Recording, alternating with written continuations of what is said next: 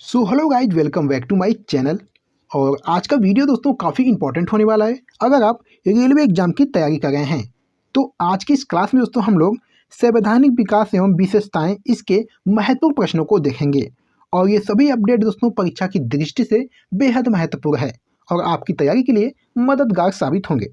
तो अगर आपको वीडियो पसंद आए, अच्छी लगे तो वीडियो को लाइक कर दीजिएगा और साथ ही साथ दोस्तों चैनल को भी सब्सक्राइब कर लीजिएगा, क्योंकि दोस्तों इस चैनल पर आपको रोजाना जो है टॉपिक वाइज क्लास कराई जाती है जो आपके आने वाले सभी परीक्षाओं के लिए महत्वपूर्ण रहता है। तो चलिए वीडियो को शुरू करते हैं पहले प्रश्न के साथ। पहला प्रश्न दोस्तों है 1925 में केंद्रीय विधानसभा का प्रथम निर्वाचित अध्यक्ष निम्नलिखित में से कौन था। बहुत ही अच्छा प्रश्न है दोस्तों। मैं आपको बता दोस्तों कि मेरे आंसर देने से पहले अपना एक आंसर टिक कर लीजिएगा और लास्ट में कमेंट करके जरूर बताइएगा कि आपने कितने प्रश्नों के आंसर सही किए हैं। तो चलिए इस प्रश्न का सही आंसर देने का प्रयास करिएगा। 1925 में केंद्रीय विधानसभा का प्रथम निर्वाचित अध्यक्ष निम्नलिखित में से कौन था। तो मैं कहूँगा दोस्तों ये विट्ठल भाई पटेल थे। यानी इस प्रश्न का जो राइट आंसर बनेगा दोस्तों ऑप्शन बी बनेगा। चलिए मेरे प्यारे साथियों आपको बता दें कि विट्ठल भाई पटेल एक भारतीय राजनीतिक नेता, स्वराज पार्टी के सह संस्थापक और सरदार पटेल के बड़े भाई थे। विट्ठल भाई पटेल 1925 में केंद्रीय विधानसभा के अध्यक्ष चुने गए थे दोस्तों। ठीक है, ये आपको याद रखना है। चलिए दोस्तों अगला प्रश्न देखिएगा। अंगीकृत किए जाने के समय भारतीय संविधान सबसे लंबा संविधान था जिसमें मूलतः कितने अनुच्छेद थे। बहुत ही अच्छा प्रश्न है दोस्तों। इस प्रश्न का सही आंसर देने का प्रयास करिएगा। अंगीकृत किए जाने के समय भारतीय संविधान सबसे लंबा संविधान था जिसमें मूलतः कितने अनुच्छेद थे। तो मैं कहूँगा दोस्तों ये 395 अनुच्छेद थे। यानी इस प्रश्न का जो राइट आंसर बनेगा दोस्तों ऑप्शन डी बनेगा। चलिए दोस्तों आपको महत्वपूर्ण पॉइंट बता दें। भारत का संविधान 26 नवंबर 1949 को भारत की संविधान सभा के द्वारा पारित हुआ और इसे 26 जनवरी 1950 से लागू किया गया। भारत का संविधान विश्व के गणतांत्रिक देशों में सबसे बड़ा लिखित संविधान है। संविधान निर्माण के समय इसे कुल 395 अनुच्छेद, 8 अनुसूचियां और 22 भागों में विभाजित किया गया था। ठीक है, ये आपको याद रखना है। चलिए अगला प्रश्न देखिएगा दोस्तों। भारतीय संविधान की एकात्मक विशेषताओं के संबंध में इनमें से कौन सा गलत है। बहुत ही अच्छा प्रश्न है दोस्तों। इस प्रश्न का सही आंसर दीजिएगा। भारतीय संविधान की एकात्मक विशेषताओं के संबंध में इनमें से कौन सा गलत है। तो मैं कहूँगा दोस्तों ये संविधान की नम्यता न होना। यानी इस प्रश्न का जो राइट आंसर बनेगा दोस्तों ऑप्शन डी बनेगा। चलिए दोस्तों अगला प्रश्न देखिएगा। भारतीय संविधान में कितने देशों से विशेषताएं ली गई हैं। बहुत ही अच्छा प्रश्न है दोस्तों। इस प्रश्न का सही आंसर दीजिएगा। भारतीय संविधान में कितने देशों से विशेषताएं ली गई है। तो मैं कहूँगा दोस्तों ये 10 देशों से ली गई है। यानी इस प्रश्न का राइट आंसर दोस्तों ऑप्शन डी बनेगा। चलिए मेरे प्यारे साथियों आपको महत्वपूर्ण पॉइंट बता दें। भारतीय संविधान में कुल 10 देशों से विशेषताएं ली गई हैं जो निम्न हैं। संयुक्त राज्य अमेरिका से लिया गया है, Britain, Ireland, France, Australia, Canada, Germany, रूस, जापान और दक्षिण अफ्रीका से लिया गया है। ये सभी महत्वपूर्ण पॉइंट आपको याद रखना है दोस्तों अपने एग्जाम के लिए। चलिए दोस्तों अगला प्रश्न देखिएगा। निम्नलिखित में से किसने सर्वप्रथम भारत के लिए संविधान सभा के गठन का प्रस्ताव रखा था। बहुत ही अच्छा प्रश्न है दोस्तों। इस प्रश्न का सही आंसर दीजिएगा। मेरे प्यारे साथियों अगर आप रेलवे ग्रुप डी एग्जाम की तैयारी करना चाहते हैं और हमारे वीडियो पर पहली बार विजिट किए हैं तो चैनल को जरूर से सब्सक्राइब कर लें और बेल आइकन को भी ऑन कर लें, जिससे हमारी आने वाली सभी वीडियो का नोटिफिकेशन सबसे पहले मिले। तो चलिए इस प्रश्न का सही आंसर देने का प्रयास करिएगा। निम्नलिखित में से किसने सर्वप्रथम भारत के लिए संविधान सभा के गठन का प्रस्ताव रखा था। तो मैं कहूँगा दोस्तों ये एम.एन. राय ने संविधान सभा के गठन का प्रस्ताव रखा था। यानी इस प्रश्न का जो राइट आंसर बनेगा दोस्तों ऑप्शन डी बनेगा। चलिए मेरे प्यारे साथियों आपको एक्स्ट्रा पॉइंट बता दें। भारत में औपचारिक रूप से एम.एन. राय द्वारा भारत के लिए संविधान सभा के गठन का प्रस्ताव रखा गया था। 31 दिसंबर 1929 को पंडित जवाहरलाल नेहरू द्वारा लाहौर अधिवेशन में संविधान सभा के बारे में जिक्र किया गया था। साल 1942 में क्रिप्स मिशन ने भारत के संविधान सभा के गठन की बात पूरी तरह से स्वीकार कर लिया था, लेकिन दोस्तों 1946 में कैबिनेट मिशन प्रस्ताव द्वारा इसे व्यवहारिक रूप से दिया गया। ठीक है, ये आपको याद रखना है। चलिए मेरे प्यारे साथियों अगला प्रश्न देखिएगा। भारतीय संविधान का अनुच्छेद 24 शोषण के विरुद्ध अधिकार से संबंधित है। इस अनुच्छेद के अनुसार किसी कारखाने या खदान में काम करने हेतु सरकार द्वारा निर्धारित न्यूनतम आयु कितनी है? बहुत ही अच्छा प्रश्न है। ये प्रश्न आपके एग्जाम में बार बार पूछा जाता है। ठीक है, चलिए इस प्रश्न का सही आंसर दीजिएगा। भारतीय संविधान का अनुच्छेद 24 शोषण के विरुद्ध अधिकार से संबंधित है। इस अनुच्छेद के अनुसार किसी कारखाने या खदान में काम करने हेतु सरकार द्वारा निर्धारित न्यूनतम आयु कितनी है? तो मैं कहूँगा दोस्तों ये 14 वर्ष है। यानी इस प्रश्न का जो राइट आंसर बनेगा दोस्तों ऑप्शन बी बनेगा। चलिए आपको महत्वपूर्ण पॉइंट बता दें दोस्तों, भारतीय संविधान का अनुच्छेद 24 शोषण के विरुद्ध अधिकार से संबंधित है। इस अनुच्छेद के अनुसार किसी कारखाने या खदान में काम करने हेतु सरकार द्वारा निर्धारित न्यूनतम आयु 14 वर्ष है। हालांकि यह किसी नुकसान न पहुंचने वाले अथवा गैर जोखिम युक्त कार्यों में नियोजन का प्रतिषेध नहीं करता।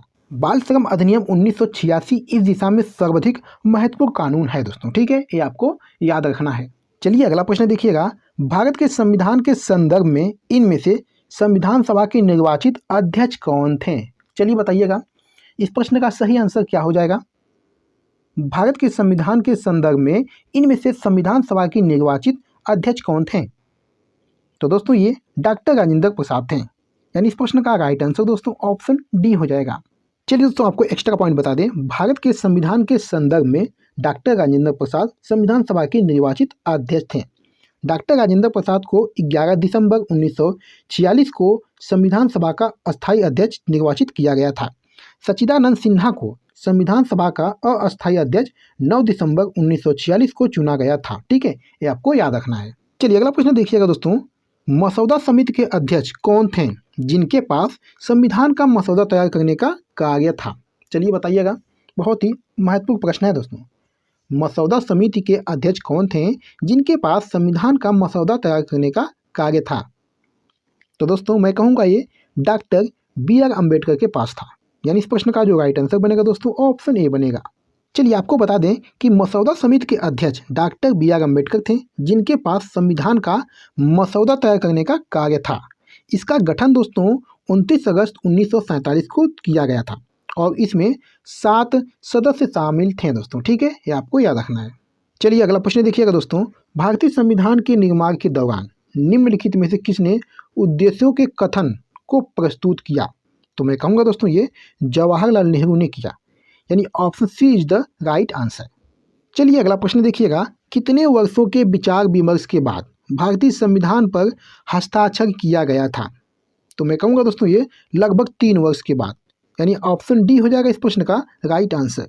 चलिए मेरे प्यारे साथियों आपको महत्वपूर्ण पॉइंट बता दें, 2 वर्ष 11 माह और 18 दिन यानी लगभग 3 वर्ष के विचार विमर्श के बाद भारतीय संविधान पर हस्ताक्षर किया गया था। संविधान निर्माण के प्रारूप समिति का गठन जो है ये 29 अगस्त 1947 को किया गया, जिसमें डॉक्टर भीमराव अंबेडकर अध्यक्ष सहित कुल 7 सदस्य थे दोस्तों। ठीक है, चलिए दोस्तों अगला प्रश्न देखिएगा, स्वतंत्र भारत के प्रथम विदेश मंत्री कौन थे? Very very important question. इस प्रश्न का सही आंसर दीजिएगा, स्वतंत्र भारत के प्रथम विदेश मंत्री कौन थे? तो मैं कहूँगा दोस्तों ये जवाहरलाल नेहरू थे। यानी ऑप्शन सी हो जाएगा इस प्रश्न का राइट आंसर। चलिए दोस्तों आपको एक्स्ट्रा पॉइंट बता दें, स्वतंत्र भारत के प्रथम विदेश मंत्री जवाहरलाल नेहरू थे। बलदेव सिंह स्वतंत्र भारत के प्रथम रक्षा मंत्री थे। BB गिरी भारत के तीसरे उपराष्ट्रपति और चौथे राष्ट्रपति थे दोस्तों। और डॉक्टर सर्वपल्ली राधाकृष्णन दोस्तों भारत के प्रथम उपराष्ट्रपति थे और द्वितीय राष्ट्रपति थे दोस्तों। ठीक है, ये आपको याद रखना है। चलिए दोस्तों अगला प्रश्न देखिएगा, स्वतंत्र भारत का पहला केंद्रीय बजट किसने पेश किया? Very very important question. इस प्रश्न का सही आंसर दीजिएगा दोस्तों, स्वतंत्र भारत का पहला केंद्रीय बजट किसने पेश किया था? तो मैं कहूँगा दोस्तों ये RK शनमुखम चेट्टी ने प्रस्तुत किया। यानी इस प्रश्न का जो राइट आंसर बनेगा दोस्तों ऑप्शन डी बनेगा। स्वतंत्र भारत का पहला केंद्रीय बजट जो है ये वित्त मंत्री RK शनमुखम चेट्टी ने 26 नवंबर 1947 को पेश किया। ये आपको याद रखना है। चलिए दोस्तों अगला प्रश्न देखिएगा, भारत के संविधान का मसौदा तैयार करने के लिए संविधान सभा ने किस वर्ष मसौदा समिति का गठन किया था? बहुत ही अच्छा प्रश्न दोस्तों।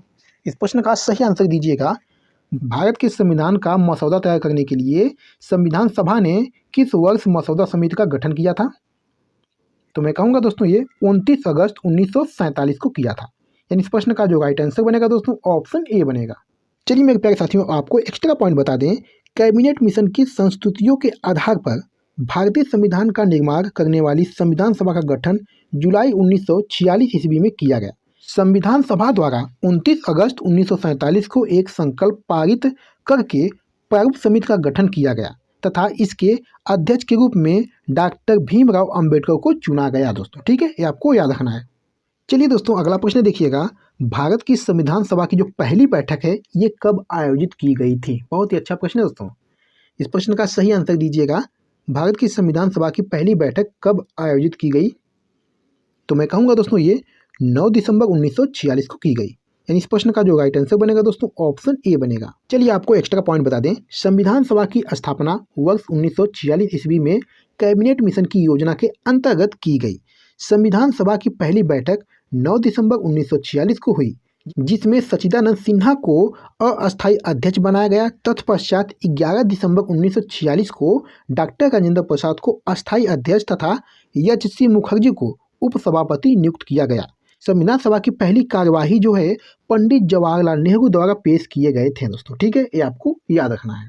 चलिए मेरे प्यारे साथियों, इस वीडियो का लास्ट क्वेश्चन है, 1947 से पहले भारत में 26 जनवरी को क्या कहा जाता था? बहुत ही अच्छा प्रश्न है दोस्तों। ये प्रश्न आपके रेलवे ग्रुप डी में दोस्तों पूछा गया प्रश्न है। 1947 से पहले भारत में 26 जनवरी को क्या कहा जाता था? तो दोस्तों ये स्वतंत्रता दिवस कहा जाता था। यानी इस प्रश्न का जो राइट आंसर बनेगा दोस्तों ऑप्शन बी बनेगा। चलिए दोस्तों आपको एक्स्ट्रा पॉइंट बता दें, 1947 से पहले भारत में 26 जनवरी को स्वतंत्रता दिवस के रूप में मनाया जाता था। 26 जनवरी 1930 को रावी नदी के तट पर जवाहरलाल नेहरू द्वारा झंडा फहराकर पूर्ण स्वराज की संकल्पना प्रस्तुत की गई थी। स्वतंत्रता के उपरांत 15 अगस्त को स्वतंत्रता दिवस एवं 26 जनवरी को गणतंत्र दिवस के रूप में मनाए जाने लगा दोस्तों। ठीक है, ये आपको याद रखना है। तो मेरे प्यारे साथियों, वीडियो को समाप्त करते हैं। वीडियो आपको कैसी लगी? वीडियो अगर आपको पसंद आई, अच्छी लगी है तो वीडियो को लाइक कर दीजिएगा और साथ ही साथ चैनल को भी सब्सक्राइब कर लीजिएगा। तो चलिए फिर मिलते हैं आपसे अगली वीडियो में, तब तक के लिए धन्यवाद।